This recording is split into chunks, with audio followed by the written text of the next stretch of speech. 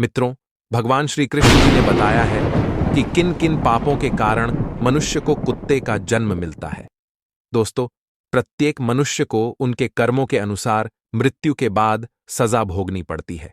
जब उनकी सजा पूरी हो जाती है तो उन्हें पुनः पृथ्वीलोक पर दूसरा जन्म मिलता है। जो जैसा कर्म करता है उसे उसी प्रकार से दोबारा योनि प्राप्त होती है।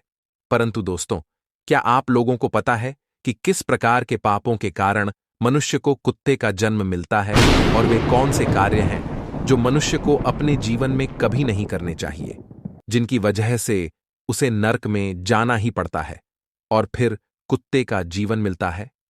दोस्तों, हिंदू ग्रंथों के अनुसार इस धरती पर रहने वाले सभी मनुष्यों को मृत्यु के बाद उनके कर्मों के अनुसार अलग अलग योनियों में जन्म मिलता है और कुछ धार्मिक ग्रंथों में यह भी कहा गया है कि जो मनुष्य अपने जीवन में बहुत अधिक पाप करता है उसे ऐसी योनि में जन्म मिलता है जिसमें वह अपना दर्द किसी के साथ बांट नहीं सकता और न ही किसी दूसरे को बता सकता है। दोस्तों, आज मैं आपको यही बताऊंगा कि वे कौन से कार्य होते हैं जो एक मनुष्य को अपने जीवन में कभी भी नहीं करने चाहिए, नहीं तो उसे कुत्ते का ही जीवन मिलना तय है। नमस्कार मित्रों, आप सभी दोस्तों से निवेदन है कि इस कथा को और कहानी को सुनने से पहले कमेंट बॉक्स में जय श्री कृष्णा लिखकर वीडियो को लाइक करें, चैनल को सब्सक्राइब करें और बेल आइकन ऑल पर प्रेस करें, जिससे आप सभी लोग प्राचीन कथाओं और कहानियों से हमेशा जुड़े रहें। दोस्तों, एक बार की बात है जब भगवान श्री कृष्ण की प्रिय राधा रानी अपने सखियों के साथ अपने नगर बरसाना का भ्रमण कर रही थीं। पूरे गांव में उनका इधर उधर आना जाना लगा ही रहता था। तभी एक घर के पास वह देखती हैं कि एक लाचार कुत्ता कुछ खाने की तलाश में खड़ा रहता है। तभी उस घर से एक नौजवान आदमी छड़ी लेकर निकलता है और उस कुत्ते को दौड़ा दौड़ा कर मारता है। यह सब देखकर राधा जी से रहा नहीं गया। उन्होंने अपनी सखियों से कहा, मेरी प्यारी सखियां, आप सब अब अपने अपने घर चली जाओ। अब मैं यहां से अपने प्रभु कान्हा जी के पास जाऊंगी और उनसे कुछ प्रश्न पूछूंगी। फिर वहां से राधा रानी भगवान श्री कृष्ण से मिलने के लिए चलने लगती हैं। इधर भगवान श्री कृष्ण अपने राजभवन में सिंहासन पर विराजमान थे। तभी उनके पास राजभवन में उनकी प्रिय राधा रानी पधार जाती हैं और भगवान श्री कृष्ण से कहती हैं, हे कान्हा, जब मैं आज अपने नगर का भ्रमण कर रही थी तो मैंने नगर में देखा कि एक कुत्ता अपना कष्ट से भरे जीवन जी रहा था और वह जिसके भी महल के द्वार पर जाता तो लोग उसे डंडे लेकर दौड़ा दौड़ा कर मार रहे थे और उसे अपने भोजन के लिए इधर उधर भटकना पड़ रहा था, परंतु उसे पेट भरने के लिए कहीं भी भोजन नहीं मिल रहा था।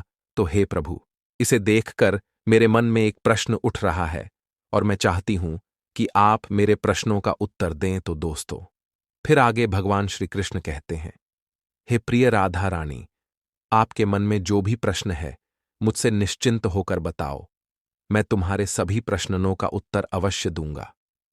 फिर राधा रानी कहती हैं, हे प्रभु, मेरा प्रश्न यह है कि किस पाप के कारण मनुष्य को कुत्ते का जन्म मिलता है। दोस्तों, फिर आगे भगवान श्री कृष्ण कहते हैं, हे प्रिय राधा रानी, आज मैं आपको एक कथा सुनाता हूं जिसे सुनकर आपको आपके प्रश्न का उत्तर अवश्य ही मिल जाएगा। इसीलिए हे प्रिय, इस कथा को पूरे मन से सुनना। फिर आगे राधा रानी कहती हैं, हे प्रभु, आप कथा सुनाइए, मैं पूरे मन से ही इस कथा को सुनूंगी।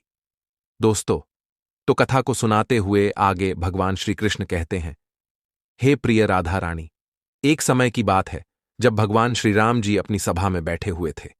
तभी उन्हें एक कुत्ते की रोने की आवाज सुनाई दी। तभी सभा में मौजूद द्वारपाल ने कुत्ते को वहां से भगा दिया और अगले दिन फिर से वही कुत्ता उसी स्थान पर आकर रोने लगा और द्वारपाल ने इस बार भी उस कुत्ते को वहां से मारकर भगा दिया और सभा के तीसरे दिन भी वही कुत्ता उसी स्थान पर वापस आकर फिर से रोने लगा। तो भगवान राम जी के मन में एक प्रश्न उठने लगा कि आखिर यह कुत्ता रोज रोज मेरे दरबार के बाहर ही क्यों रोता है। फिर भगवान राम ने उस कुत्ते के रोने का कारण जानना चाहा और द्वारपाल से कहा कि उस कुत्ते को यहां बुलाकर लाया जाए। तो फिर उस कुत्ते को बुलाने के लिए द्वारपाल उसके पास गए और बोले, प्रभु श्री राम जी ने आपको अपने दरबार में बुलाया है। तो कुत्ता बोला, हे मुनिवर, मुझे एक ऐसी योनि में जन्म मिला है जिसका मंदिर, राजभवन, रसोई घर और गौशाला जैसे पवित्र स्थानों पर जाना निषिद्ध है। तुम जाकर प्रभु श्री राम जी से कह दो कि वे स्वयं मुझसे मिलने के लिए यहां पर आ जाएं।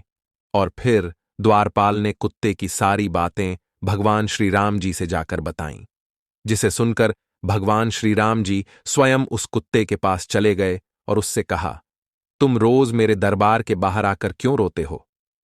तो कुत्ते ने भगवान श्री राम से कहा, हे प्रभु, मैंने कोई अपराध नहीं किया है, फिर भी एक सन्यासी ने मुझे पत्थर से मारा है, जिसके कारण मेरा पैर पूरी तरह से टूट गया है और अब मुझे बहुत पीड़ा हो रही है, और इसी कारण से मैं रोज आपके दरबार में आकर रोता हूं।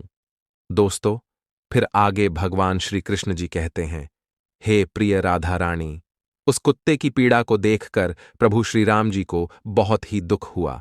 फिर भगवान श्री राम जी ने अपने दरबारी को अपने दरबार में बुलाया और कहा, हे दरबारी, जाओ, जाकर वह सन्यासी जहां भी हो उसे ढूंढ करके हमारे दरबार में अति शीघ्र लेकर आओ।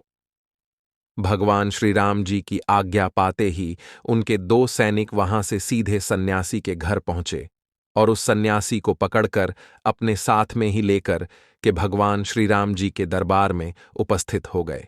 फिर भगवान श्री राम जी ने उस सन्यासी से कहा, क्या यह सत्य है कि तुमने इस कुत्ते को पत्थर मारा है, जिससे इसका पैर टूट गया है और यह अब ठीक से चल भी नहीं पाता है? इसने क्या अपराध किया था जिसके कारण तुमने इस बेजुबान कुत्ते का पैर तोड़ दिया है?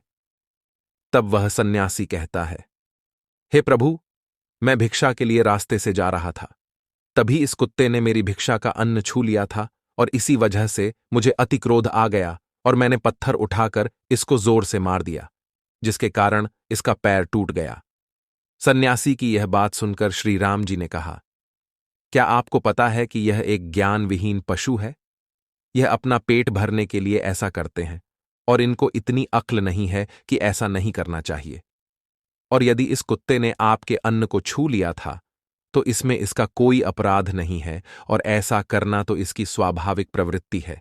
और इतनी सी बात के लिए तुमने इस कुत्ते को इतनी बड़ी सजा दे दी है, और अपराध इसने नहीं, अपराध तो आपने किया है जो एक सन्यासी होकर इस कुत्ते का पैर तोड़ दिया है, इसलिए आप ही इसके अपराधी हैं।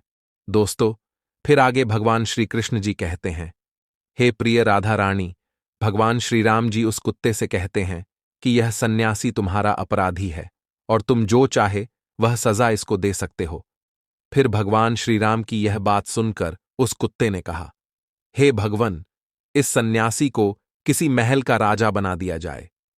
तो श्री राम जी ने उस कुत्ते की बात को स्वीकार कर लिया और उस सन्यासी को सुंदर वस्त्र पहनाकर एक महल दे दिया और उसे महल का राजा बना दिया। जब वह सन्यासी राजा बनकर एक स्वर्ण से बने हुए सिंहासन पर बैठ गया तो उसे वस्त्र भी राजा महाराजा जैसे मिल गए। इतनी सारी सुविधाओं को पाकर वह सन्यासी अति प्रसन्न हुआ। फिर सोच रहा था कि मैंने अपने जीवन में कभी सपना भी नहीं देखा था कि मैं एक राजा बनूंगा और एक कुत्ता मुझे राजा बना दिया। सच में इस कुत्ते में अक्ल ही नहीं है, क्योंकि मैंने उसकी टांग तोड़ दी, पर उसने मुझे सजा देने के बजाय महल का राजा बना दिया। और यह सब कुछ देखकर लोग बहुत आश्चर्यचकित थे और लोगों ने प्रभु श्री राम जी से पूछा, हे प्रभु, इस कुत्ते ने इस सन्यासी को सजा देने के बजाय महल का राजा क्यों बना दिया, जबकि उस सन्यासी ने तो कुत्ते का पैर तोड़ दिया था? और गांव के लोगों की इस बात को सुनकर प्रभु श्री राम जी ने कहा, इस सवाल का जवाब आप लोगों को वह कुत्ता ही दे सकता है। तब सभी लोग उस कुत्ते के पास गए और उससे पूछा, आपने उस सन्यासी के साथ ऐसा क्यों किया? उसे दंड देने के बजाय आपने उसे एक राज्य का राजा बना दिया है। तो कुत्ता मुस्कुराते हुए बोला, तुम जानना चाहते हो कि मैंने उस सन्यासी को सजा देने के बजाय उसे महल का राजा क्यों बना दिया है? दोस्तों, फिर आगे भगवान श्री कृष्ण जी कथा को सुनाते हुए अपनी प्रिय राधा रानी से कहते हैं, हे प्रिय राधा रानी, वह कुत्ता उन सभी से कहता है, सुनो, यह अन्याय करने वाला राजा और घर पर पहुंचे याचक को भगाने वाला, दूसरे की संपत्ति को हड़पने वाला और किसी गरीब पर अत्याचार करने वाला मरकर दूसरे जन्म में कुत्ता ही बनता है। और यह एक सत्य है, इसमें कोई संकोच करने वाली बात ही नहीं है। एक राजा ही सबसे पहले गरीबों को सताता है और उनकी संपत्ति को हड़पता है। फिर आगे कुत्ते ने कहा, मैं भी पिछले जन्म में एक राजा था और मैंने गरीबों को खूब सताया था और उनकी मेहनत का धन खूब हड़पा था। मैं भी लोगों के साथ बहुत अन्याय करता था और बेसहारे लोगों और गरीबों की जमीनें पूरी हड़प लिया करता था और अपने से छोटे लोगों पर दिल से खूब अत्याचार करता था, जिसके कारण मुझे इस जन्म में कुत्ते का जीवन मिला है और अब मैं अपने पापों का फल भोग रहा हूं। और मैंने उस सन्यासी को इसीलिए राजा बनाया है ताकि उसे भी अगले जन्म में कुत्ते का जीवन ही मिले और तब उसे पता चलेगा कि कुत्ते की जिंदगी कैसी होती है और अपना पेट पालने के लिए कितने लोगों से मार खानी पड़ती है। हम कुत्तों का जीवन आसान और सरल नहीं होता है। दोस्तों, कथा को आगे बढ़ाते हुए भगवान श्री कृष्ण कहते हैं, हे प्रिय राधा रानी, यह वही लोग हैं जो पाप धुलने के लिए गंगा जी में जाते हैं, किंतु वहां से आते ही फिर से पाप करना शुरू कर देते हैं। और फिर आगे राधा रानी कहती हैं, हे प्रभु, क्या गंगा जी में पाप नहीं धुलते? तो भगवान श्री कृष्ण मुस्कुराते हुए कहते हैं, हे प्रिय राधा रानी, गंगा जी में वही पाप धुलते हैं जो अनजाने में हो जाते हैं। जानबूझकर किए गए पाप कभी भी नहीं धुलते। और गंगा जी में स्नान करने से वही मनुष्य पवित्र होता है जिसका मन साफ हो और मन में कोई छल कपाट ना हो तथा मन में गंदे विचार ना हो। गंगा जी में छल करने वाले और दूसरों की बहन बेटियों पर बुरी नजर रखने वाले लोगों का कुछ नहीं होता है और प्रत्येक मनुष्य को अपने कर्मों का फल अवश्य मिलता है। दोस्तों, इसीलिए आप लोगों से हाथ जोड़कर अनुरोध है कि किसी बेजुबान जानवर को अगर हम लोग एक वक्त पेट भरने के लिए अन्न नहीं दे सकते तो उन्हें कष्ट पहुंचाने का भी हमें हक नहीं है। और आप लोगों से मेरा हाथ जोड़कर निवेदन है कि किसी भी बेजुबान जानवर को कभी भी कष्ट न दें। यदि कोई कुत्ता या बेजुबान जानवर आपके घर पर आता है तो उसे यदि आप रोटी नहीं दे सकते तो उसे मारो भी मत, क्योंकि वह भी एक जीव है। उसे भी दर्द होता है और ईश्वर सबके पापों को देखता है।